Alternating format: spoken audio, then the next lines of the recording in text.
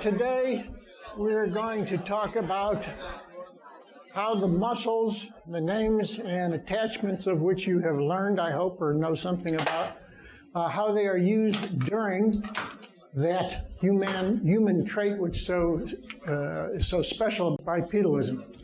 And I'm going to first tell you about when the muscles are used during walking, what they are thought or even known to do during that phase of walking. Then we'll go into how a person who has paralyses of these particular muscles, how their gait is affected by that. I will demonstrate to you how the gaits are affected, but I must tell you that I will also show you films of people who actually have these paralyses, and you will see that I do it better than they do it.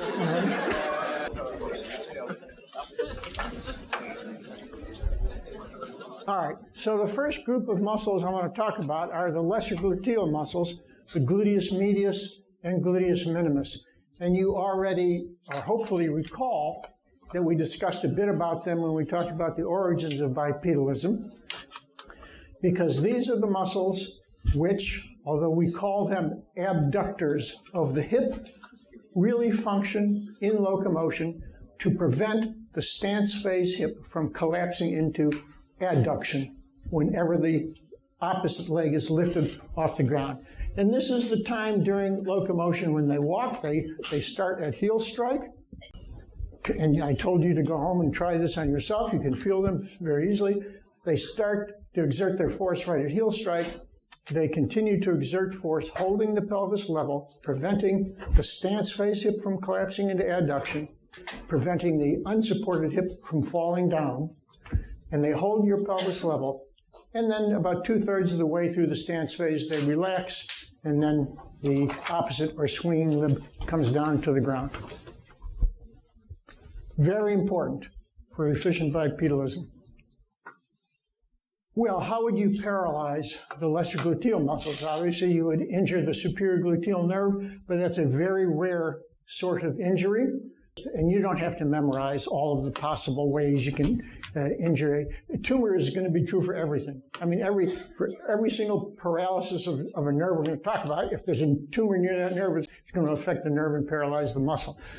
Misplaced injections, boy, you'd have to really do. They don't even give buttock injections anymore, I don't think. They generally don't give buttock injections anymore. They just give injections in your deltoid.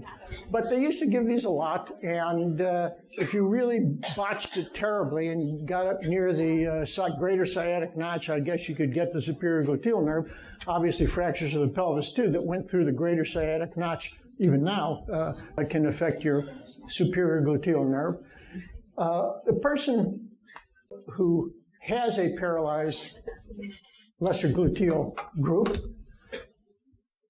the gait of that kind of person is also seen or very similar to that of a person with severe hip pain or uncorrected congenital hip dislocation. I'm not going to talk about the hip dislocation because it's shown in one of the videos, all right? And all children, when they are born, newborns, are checked for hip dislocation, because you can be born with hip dislocation. It's the kind of thing in the United States you're not going to really see very often because these newborns are going to be checked with it. And if there is hip dislocation, they will be treated. But in third world countries still, there are people who are born with and go untreated for hip dislocation. Severe hip pain, you might ask yourself, why would a person with severe hip pain act as if the lesser gluteals were paralyzed? And the reason is as follows. I'm standing here now. About 1/6 of my body weight is in my right lower limb. About 1/6 of my body weight is in my left lower limb. And 2/3 are in is called the HAT segment. Head, arms, and trunk.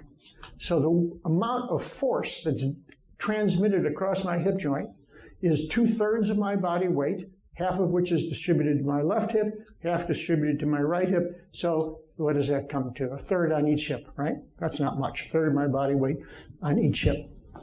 The minute I lift this leg off the ground, my left leg off the ground, that jumps from 1/3 to 2.5 times body weight.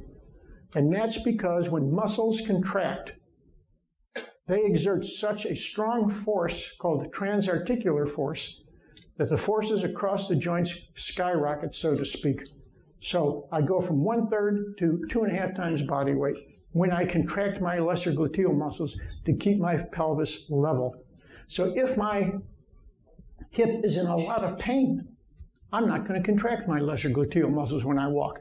I'm going to essentially turn them off because that will keep the pain at a much lower level. So that also is, people who have this, who have severe osteoarthritis can walk in the same way.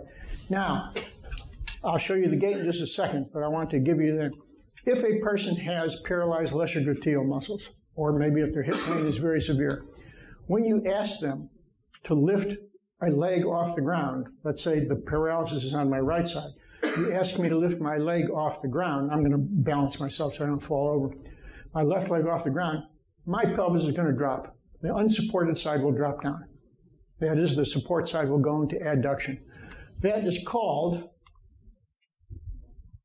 this is not meant for, this is called a chalkboard. All right. When your unsupported side drops,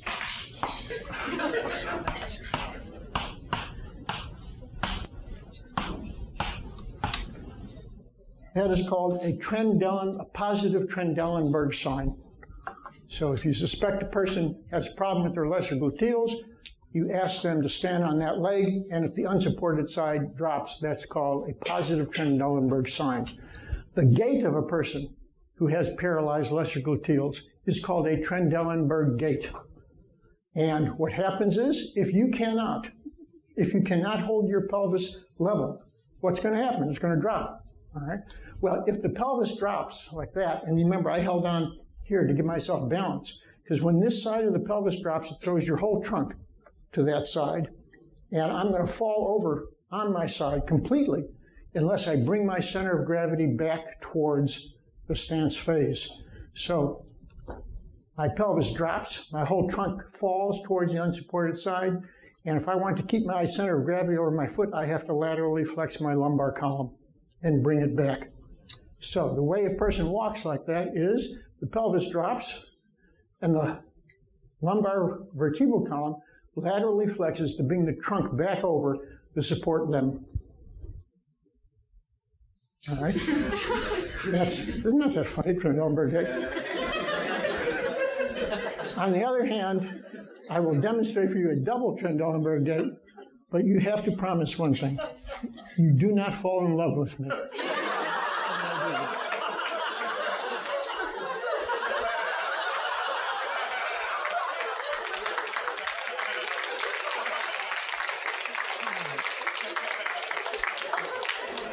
So that is my version of a Trendelenburg and double Trendelenburg gait.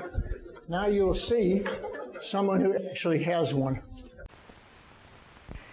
This man's hip abductors are paralyzed.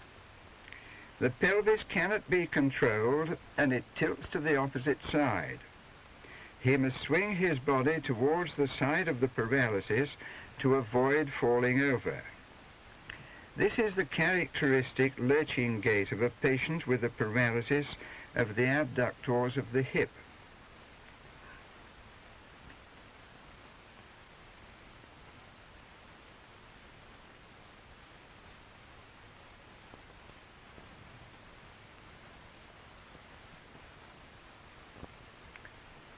The paralysis can be completely masked by using a stick. The stick comes to the ground every time weight is borne on the defective leg. Part of the body weight is carried through the shoulder, as you can see from the action of the shoulder muscles.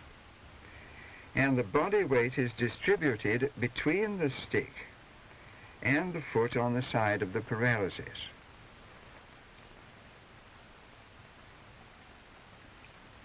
This diagram illustrates a congenital dislocation of the hip.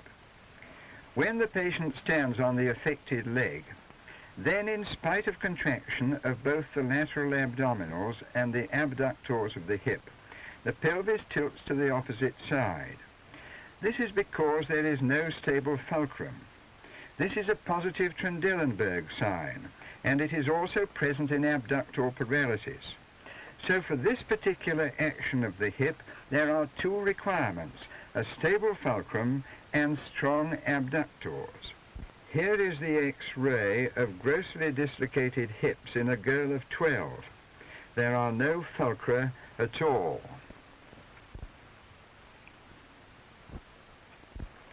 This girl, with congenital dislocation of both hips, demonstrates a bilateral Trendelenburg sign.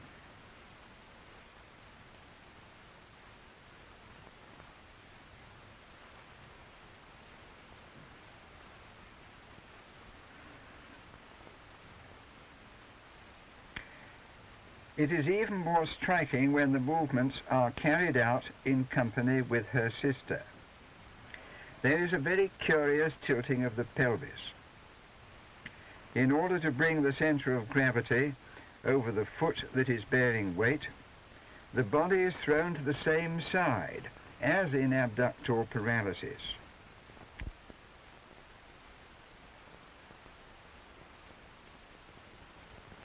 Usually, there is much more lurching, which gives rise to an ugly, waddling gait. But this particular girl has learned to mask it so that the lateral movement of the shoulders is relatively slight. Sometimes the gait of dislocation is indistinguishable from that of abductor paralysis.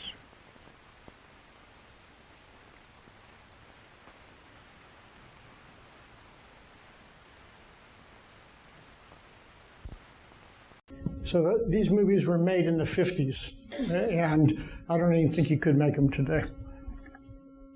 All right, gluteus maximus, big, big muscle.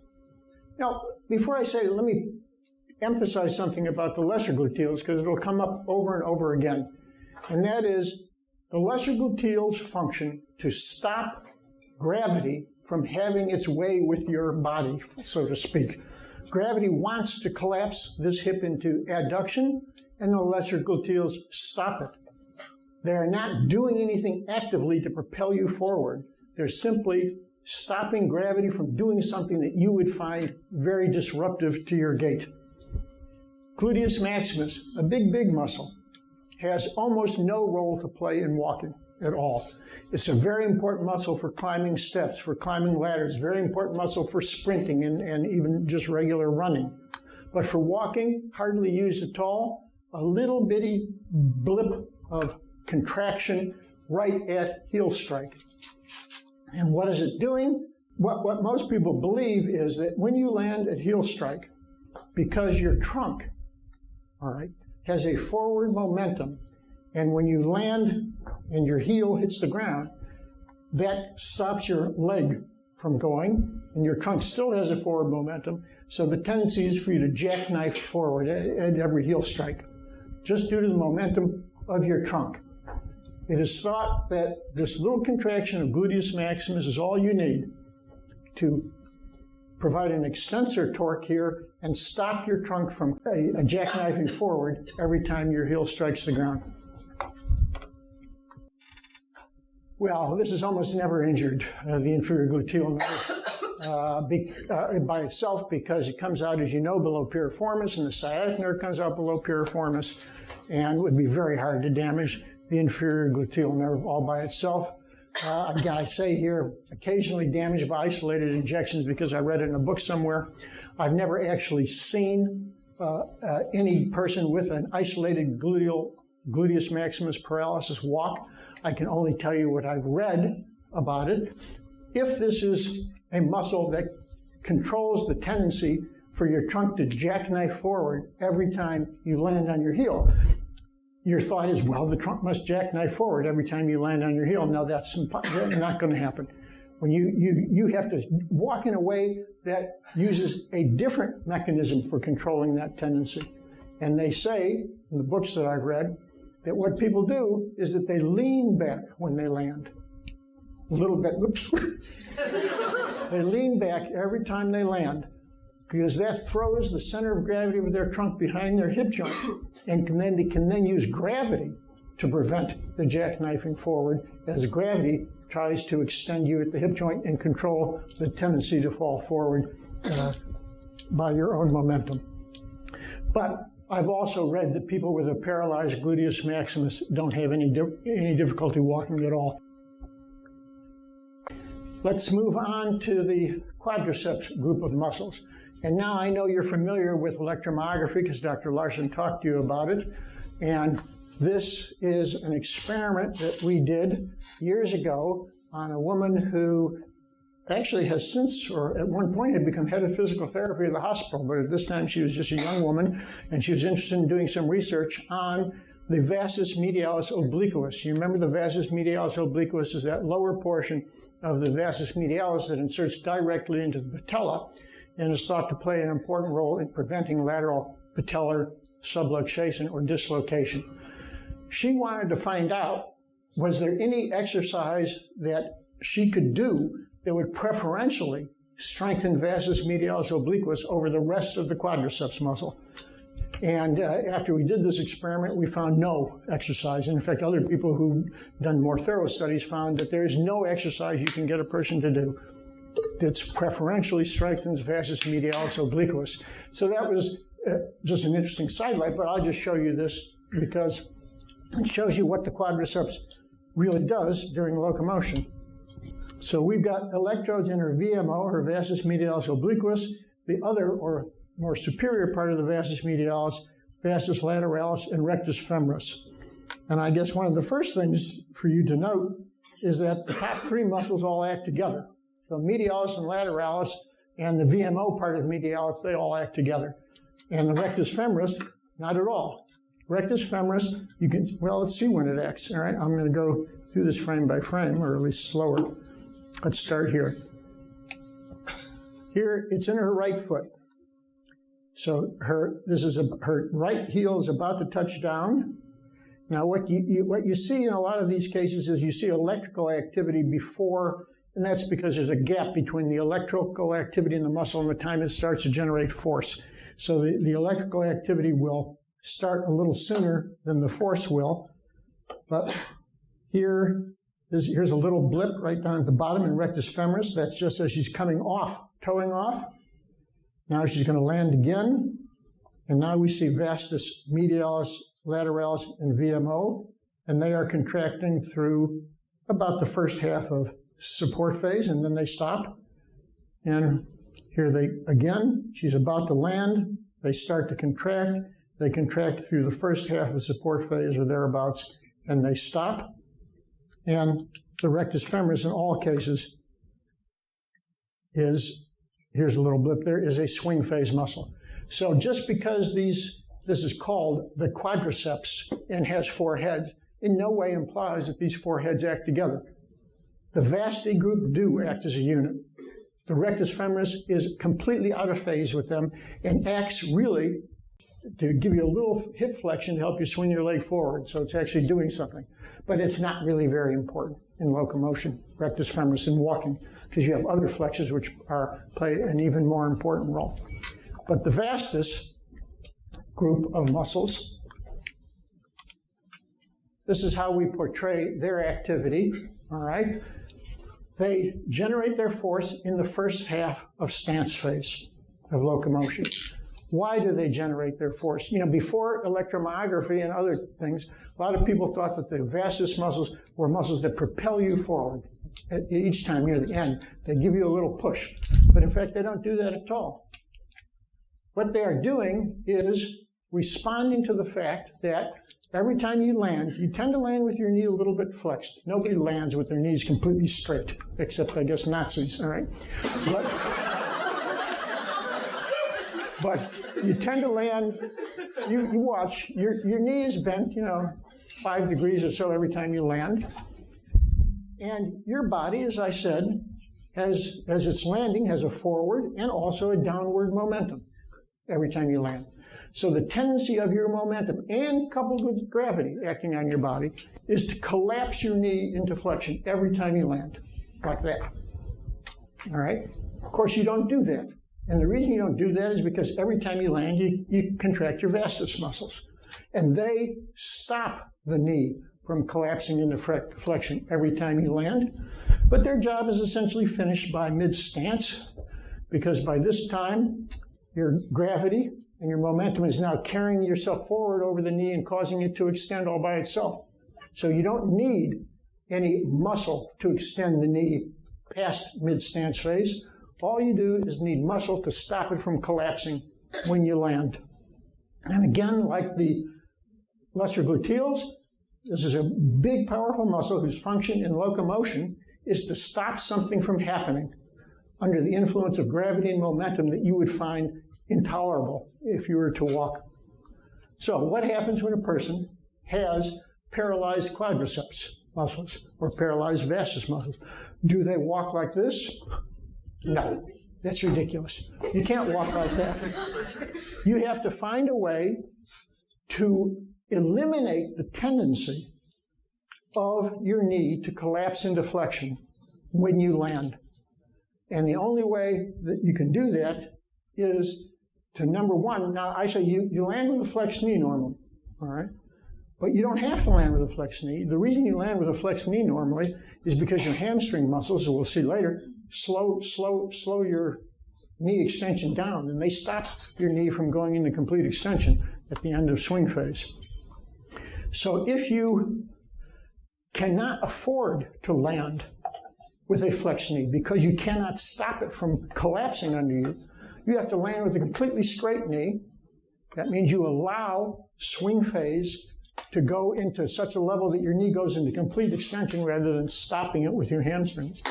And then you lean forward a little bit so that when you land with a completely straight knee, your body center of gravity is in front of your knee and you're using gravity to keep it extended. So I'll give you my impression of it, but you'll see the guy does it much better than I do it.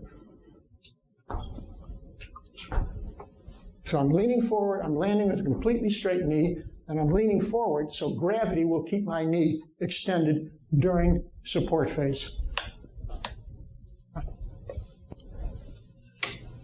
I should have discussed this first. How would you even get paralyzed quadriceps muscles? Again, you don't have to know all of these things. Some of these things are useful to know. A variety of obviously pelvic, groin, and hip surgeries. Obviously, if you do pelvic surgery, the femoral nerve lies in the groove between the psoas and the iliacus, so you have to watch out for that.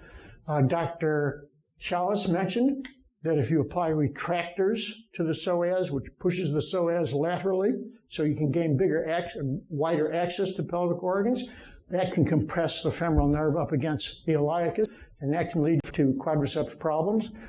Prolonged lithotomy position, she mentioned this as well, I believe. I have a feeling most people would know what the lithotomy position, or probably didn't know what it was when she mentioned it, and might not know what it is now. This is the lithotomy position, lying on your back with your legs up and bent at the knee, and it's done largely for surgery on the perineum.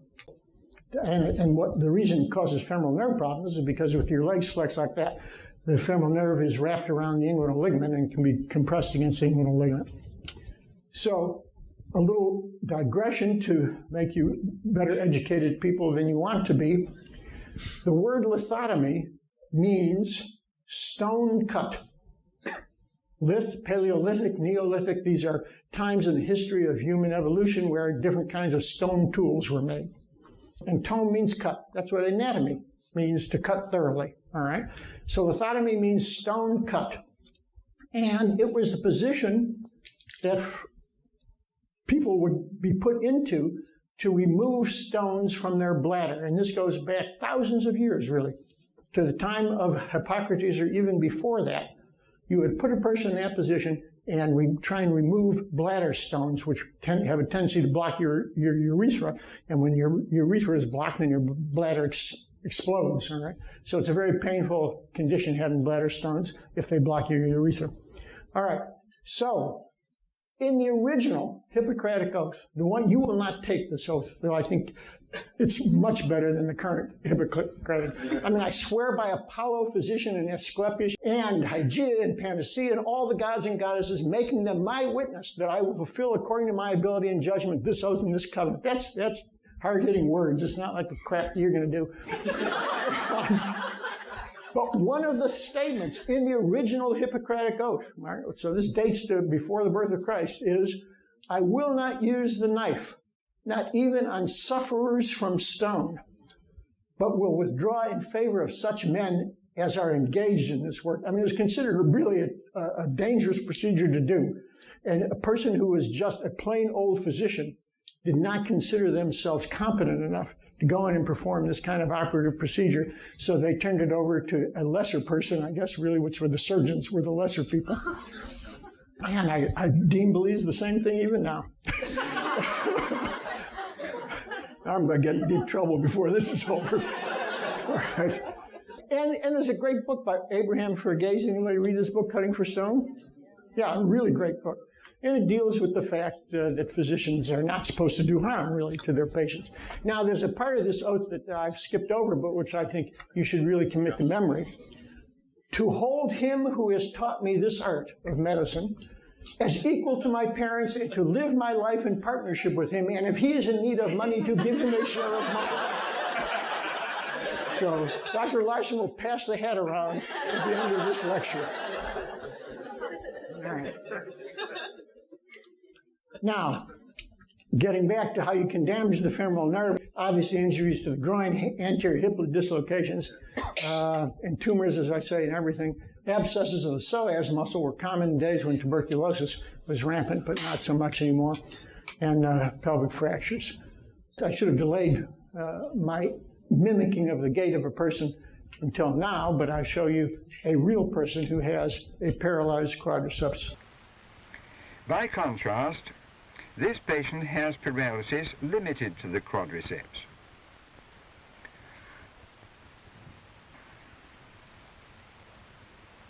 The patellar reflex is absent on the left side.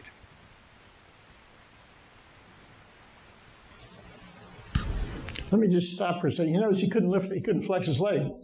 All right?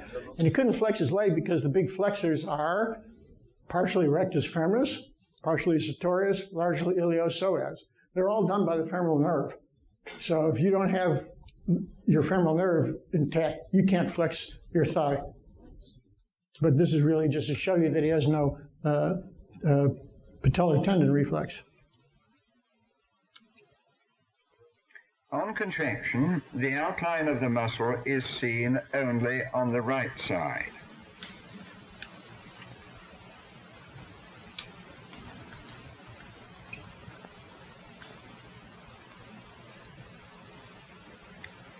In spite of this paralysis, he walks remarkably well without any noticeable limp.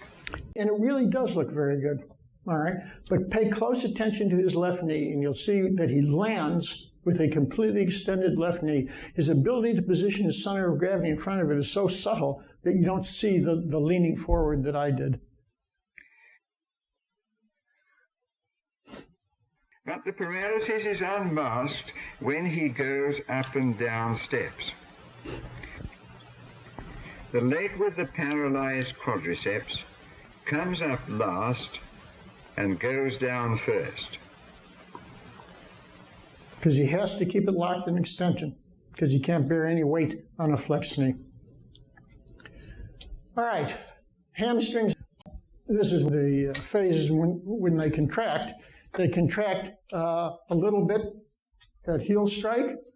Semitendinosus contracts a little bit at toe off, and that's probably for flexion of the knee, because you do flex your knee a little just before you swing your leg forward. And then the hamstrings again start their contraction a little bit before heel strike too.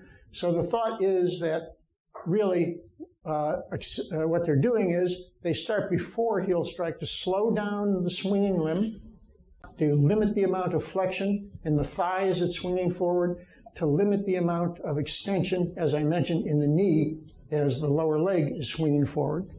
That they continue their contraction into touchdown, again like gluteus maximus, to prevent a forward pitching of your trunk. But they're not really terribly important in locomotion. First of all, and this is probably as important as anything else I'm going to say about the hamstrings, really hard to get hamstring paralysis without paralyzing a whole lot of other muscles. The hamstrings, as you know, are done by the tibial portion of the sciatic. And if you're going to damage the sciatic nerve, you can do it in the gluteal region, or you can do it, anywhere along its length until you get to the popliteal fossa. Things that do it in the gluteal region, posterior dislocations of the hip. Surgery on the hip is often done from the back, and you have to watch out. I mean, you have to be pretty incompetent, but surgeons can mess up your sciatic nerve because it's right in the way when they're doing hip replacement. Sitting for a long time wedged in a toilet seat. I used to recommend to students that you would be far better to read core concepts sitting on the toilet than to come to any lecture in this course. But then everyone was getting these paralyses related to their sciatic nerve, so I had to give up on that recommendation. Very thin patients who lie on the operating table for a long time, you have to really put something under their buttock to protect the sciatic from being pressed. Bicycling, a form of exercise which you know I eschew. Prolonged sitting on a thick wallet, that only is relevant to administrators in the school.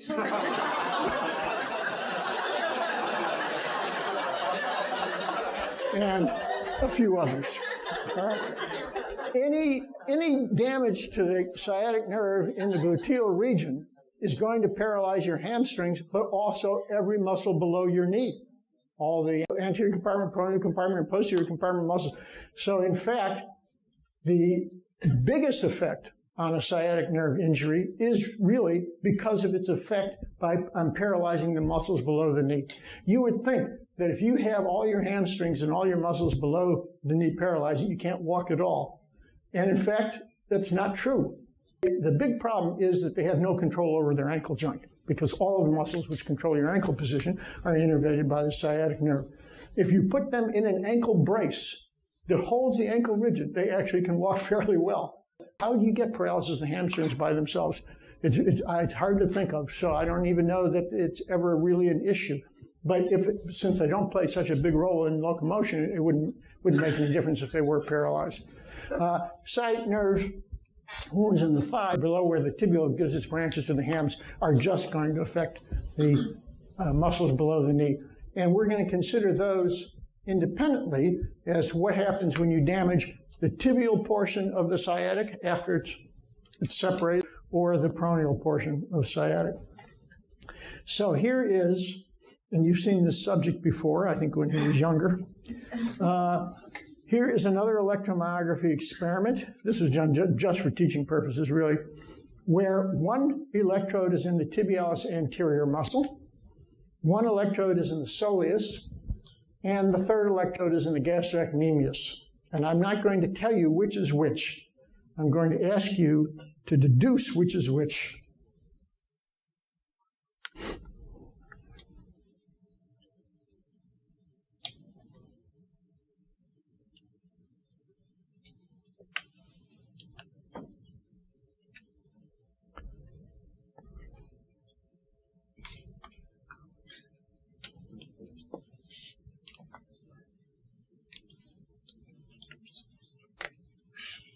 How many think that channel 1 is the tibialis anterior? How many think that channel 2 is the tibialis anterior? How many think that channel 3 is the tibialis anterior? See, you already know quite a bit of anatomy, all right? Obviously, channel 1 is tibialis anterior. It was quiet when I stood on my toes, which is plantar flexion. Very active when I stood on my heel, which is dorsiflexion, and that's what the muscle does. It's a dorsiflexor inverter. But in this particular case, it's the dorsiflexion activity that's most important. Okay. So we know that channel 1 is tibialis anterior. So we have to figure out which channel 2 is gastrocnemius or soleus, or is channel 3 one of those? Channel 3 is one of those. It's which one? A little more difficult. We already saw they were both active when I stood on my toes.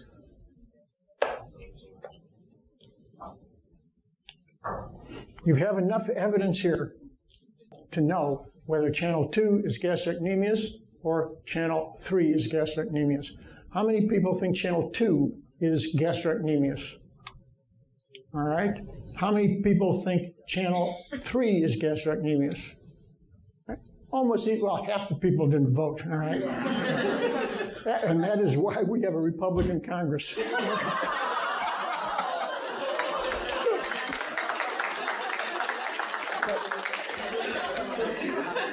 I'll play this again. Those who voted for channel 3 being soleus and channel 2 being gastrocnemius voted correctly. I mentioned in the lecture on bipedalism that the only muscle consistently used by everybody when they are standing at rest is the soleus. And that's to prevent gravity from dorsiflexing your ankle or for you to falling forward across your ankle joint. So the fact that channel 3 was the one which is consistently active when I'm just standing indicates that that is the soleus.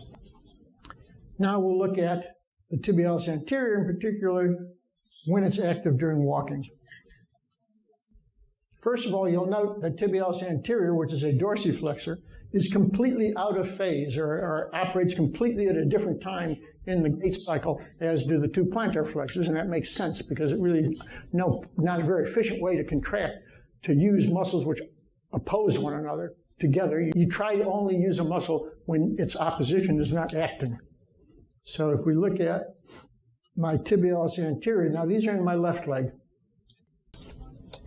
So now I'm about to come off of my left toe, right there.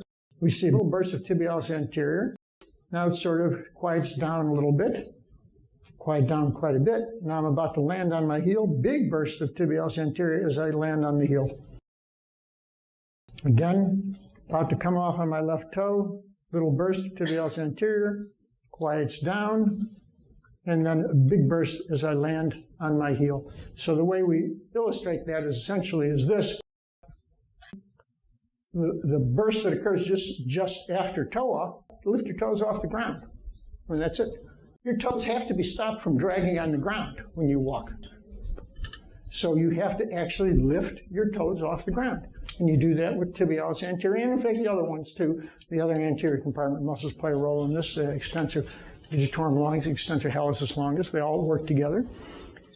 And so once your toes are lifted off the ground, then you can sort of relax a little bit until you're about to land on your heel. And when you land on your heel, the tendency for gravity and momentum and everything is to slap that front fore part of your foot, the forepart, the front part of the ball, all right? To slap the ball of your foot on the ground, like that. Whap, whap. That's what gravity and momentum would do. But the body doesn't like to allow, as you know, gravity and momentum to be in control. The body wants to be in control. So it contracts partially just to dorsiflex your foot and enable the heel to hit first. That's part of what that burst in your heel strike is. And the second part is to regulate or slow down how fast the ball slaps on the ground. So you are in control of that. Gravity is not in control of that. So it lifts your toe off, prepares your foot for heel strike, and then slows down how fast that fore part of your foot hits the ground. What would cause such a paralysis of all of these anterior compartment muscles? Because they almost always go together. Well, trauma to the lateral side of the lower leg will damage your common peroneal nerve. Common peroneal does both peroneus longus and brevis, plus all the anterior compartment muscles through the deep peroneal branch or the deep peroneal nerve. Football players are hit from the side. If they break the fibula there, that can damage the common peroneal nerve as it wraps around the neck of the fibula. Common peroneal nerve is probably the most commonly injured nerve of the lower limb. And maybe it's because it's so much exposed as it's wrapping around the lateral side of the neck of the fibula. Casts, if you have a cast that you put on a person's leg and it goes too high up and compresses the common peroneal against the fibula, that can lead to damage to that nerve. Lithotomy supports, again, where the brackets hold your lower leg up, they're often positioned right as the common peroneal is wrapping around the fibula. Can anybody do the lotus position here? Every class I've ever taught, someone has been able to come and demonstrate the lotus position. No, I guess no one wants to do it. I can try to do it, but I cannot do it. I can't. Come on, somebody can do this. What is? That's why I want someone to demonstrate it. Yeah, well then Danielle, come down here and do it.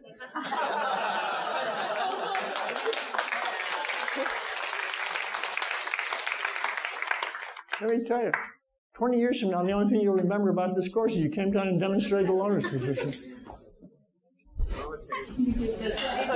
And then, yeah, that is the lotus position. And you see how the lateral aspect of her left leg is pressed on the ground here. You can get up now if you can. Oh, gee.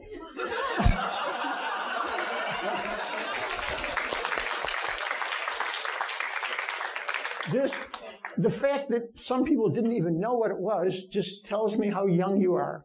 Because when I was your age, lotus position was a very popular thing among, I don't know, flower children. All right? People would chant, get in this lotus position, they chant Om, Om, Om, hours at a time. And this was something we did back then. But what happens is, if you adopt this lotus position and you don't put little pillows under your knees, and the knee is on a hard surface, eventually you will compress the common peroneal nerve against your fibula, and then when you get up, you're going to have the symptoms of an anterior compartment paralysis. So that used to be a much more common event than it is now.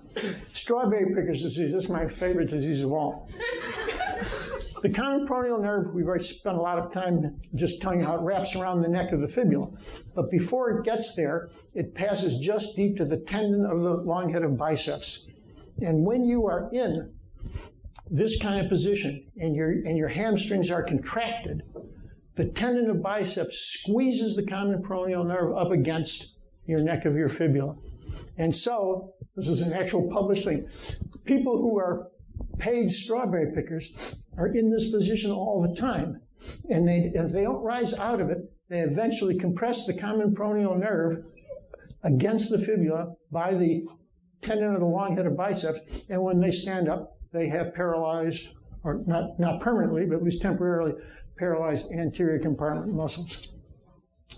To get the deep peroneal nerve all by itself, now you would say, well, yes, common peroneal gives you peroneus longus, peroneus brevis paralysis in addition, but you're not going to notice that. They don't have enough important role in gait for them to really affect what you'll see. So a common peroneal nerve gait is the same as a deep peroneal nerve injury, and the deep peroneal nerve is injured most often in an anterior tibial compartment syndrome that you can read about in clinical sidelights.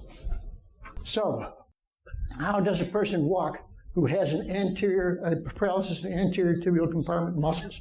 Well, I said they can't dorsiflex their foot to lift their toes off the ground. So you're saying, oh, well, they must drag their toes on the ground. That's not going to be true, as you already get a sense of how things are in this lecture. You don't allow terrible things to happen.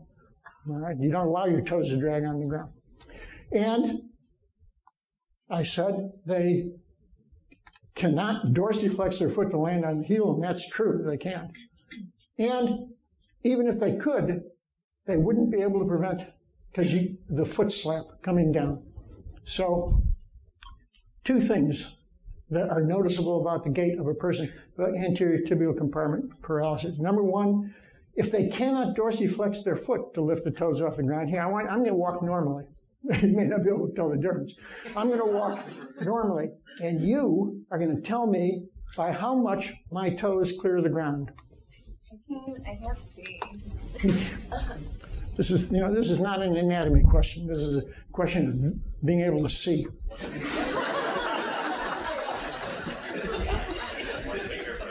One end. What? By a lot or a little? By a little. This is a tightly regulated behavior. The minute you lose that ability to dorsiflex that foot, you've got to make up for that using other muscles. And the other muscles, since you don't have any muscles left to dorsiflex your foot, you actually lift your whole leg up off the ground using hip flexors and knee flexors. So people have what is called a high stepping gait. And that high stepping gait is to get their toes off the ground. Now that's component number one of a gait of a person with an anterior tibial compartment paralysis. The second part is that if they're walking slowly, they don't land on their heel. They land flat-footed because, number one, they can't position their heel to hit first, and number two, even if they could position the heel to hit first, they would have no way of preventing the foot slap from occurring, and they don't want that foot slap to occur. So it's high stepping gait and flat-footed landing. You can, if you walk very fast or take a long stride, you can get your heel to strike first, and then the foot does slap, like that. And you'll see on a guy who actually has this problem, who is an actor, who's dead now, all right? An actor named John Thaw, who was in a great, great public TV series called the Inspector Morse series. I don't know if anybody ever watched Inspector Morse. You know, some people say yes. He has this, and you can decide which leg he has this in. There's no sound here.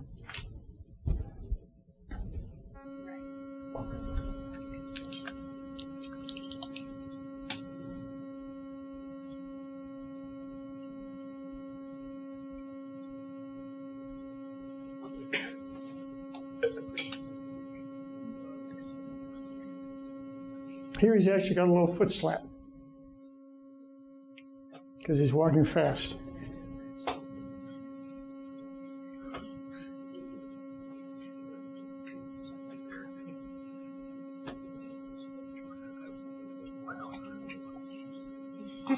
So how many people think it's his right lower limb that has this? Right? How many people think it's his left lower limb that has this? Again, what experts you are, this is clearly a guy with a right anterior compartment paralysis who has the high stepping gait. That's the easiest thing to see, is the high stepping gait, using hip flexors and knee flexors to get the toes off the ground. And the second thing, the landing on the flat foot instead of heel first, unless he slaps. Yes, sir? Could he walk on his toes? He could walk on his toes because, in fact, he doesn't have dorsiflexors. You don't need dorsiflexors to walk on your toes. You asked him to walk on his heels, he could not do that on that side. You can't walk on your heels without dorsiflexors. But he doesn't have any on his right side, none working anyway. So that covers one part of what the sciatic nerve does, the part that the common peroneal portion does. How about the muscles that the tibial nerve does? So the tibial nerve really does the plantar flexors of your foot. Does a lot of other things too. Does all the intrinsic muscles of the foot, but those are not important in gait, very, very important. But it does the plantar flexors of your foot, and gastrocnemius and soleus are the two most powerful plantar flexors of your foot. So let's see when they act. Again, we've seen this before. It's my left leg. Let me stop it here. I'd like to stop it. All right. Landing at heel strike, nothing going on in channels 2 and 3. Of course, we miss it there. But now, certainly soleus, and then a little bit later, gastrocnemius comes in the second half of support phase. Here's again, nothing during swing phase. Heel strike, nothing the early part of support phase. Soleus comes in at mid-stance, and then gastrocnemius came in a little later, and then they stop by toe off. So the way we demonstrate that is by saying these are second half stance phase muscles. So they are just the opposite of the quadriceps, or the vastus. The vastus is the first half stance phase muscle. The plantar flexors are second half stance phase muscles. And what are they doing here? They are, like so many of the muscles we've talked about, controlling or limiting something that gravity and momentum would otherwise do to you that you would find intolerable. And what it is in this case is all your momentum is such that it wants to thrust you into dorsiflexion.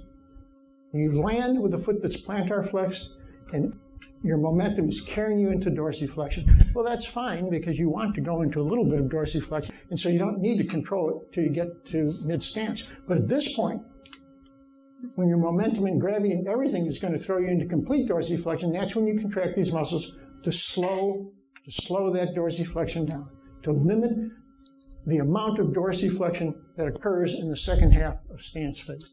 Another way to think of this is these muscles regulate how fast you can transfer weight from your heel to your toe, because that's a transfer is a transfer of dorsiflexion. So they regulate how fast weight is transferred from your heel to your toe, and they act in the second half of stance phase. That's when that's most important. Now let's look at what causes damage to these plantar flexors. Fractures, dislocations of the knee, obviously that can damage the tibial portion of sciatic. A Baker's cyst, which is a ballooning out either of the synovial membrane of the capsule or of a bursa near the knee, can compress the tibial nerve. So this is not nearly as common as common peroneal nerve injuries, which are much more common. How would you walk if, in fact, you cannot regulate how fast weight is transferred to the ball of your foot? You would walk so that weight is never transferred to the ball of your foot. You don't ever allow things to get out of control. So you'd land normally, the first half of support phase would be normal, and then you'd stop. And you'd bring your foot down on the opposite side and lift off. So you'd have an abbreviated support phase. In a sense, you just give up the second half of support phase because that's where the weight would move onto the ball and you cannot control it. So you take these little short, choppy steps.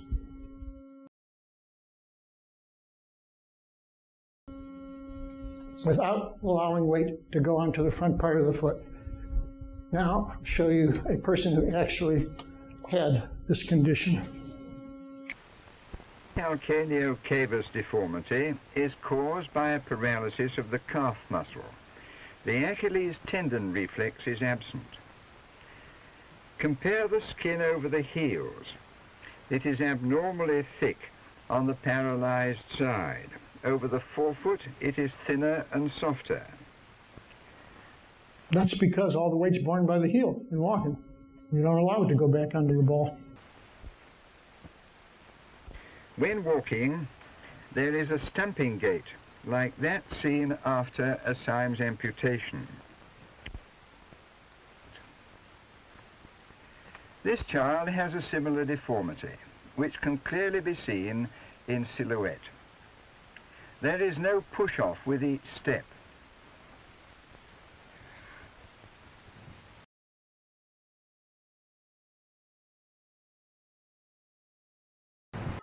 By the way, when I was showing you the EMG of the soleus and gastrocnemius, and we saw the soleus started to act quite early, or at least about mid-stance, and gastrocnemius when it came near the end, that little burst in gastrocnemius right at the end of support phases, which is usually the only pushing needle. Actually, all the propulsion comes from that little burst of gastrocnemius right at the end of support phase.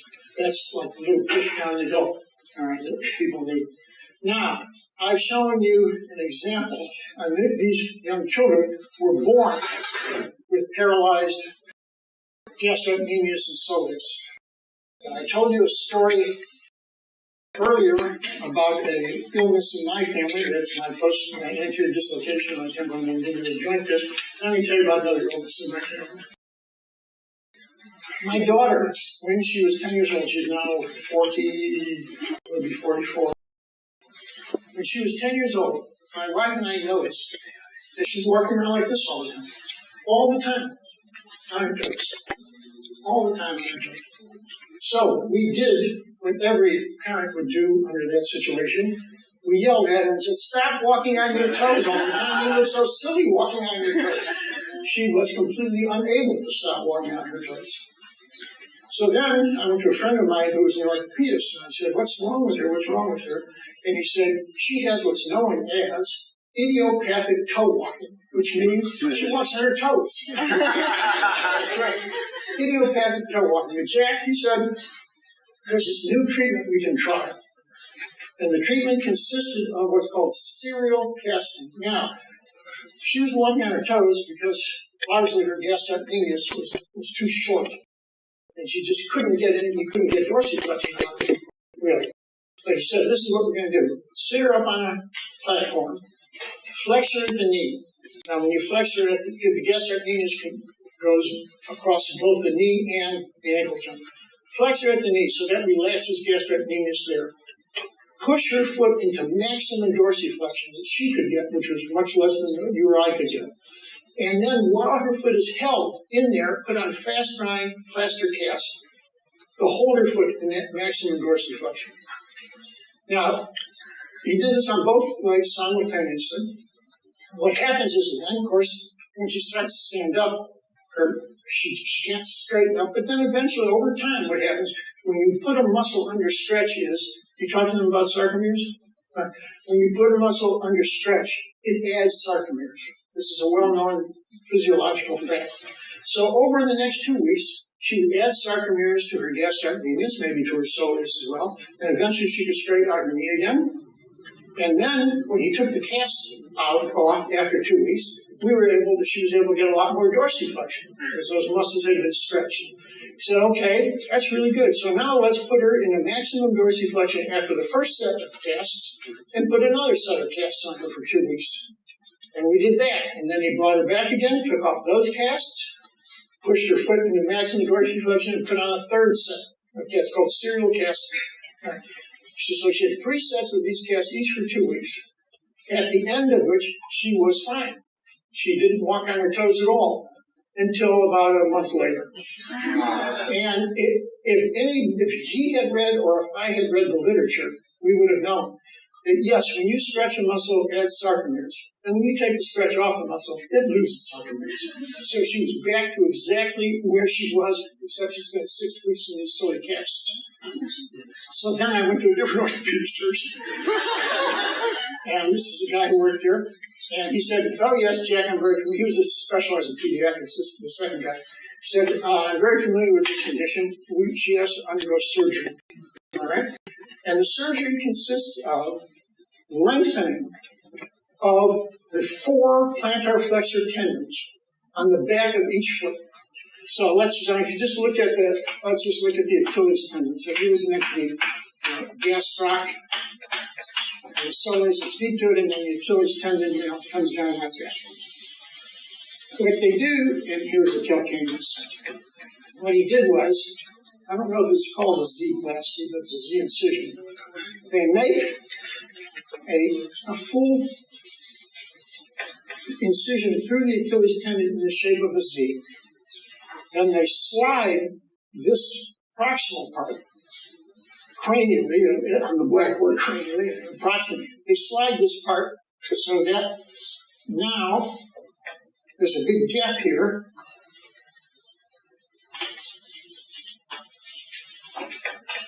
And they've lengthened the Achilles tendon by whatever that distance is. They suture it together here, right there.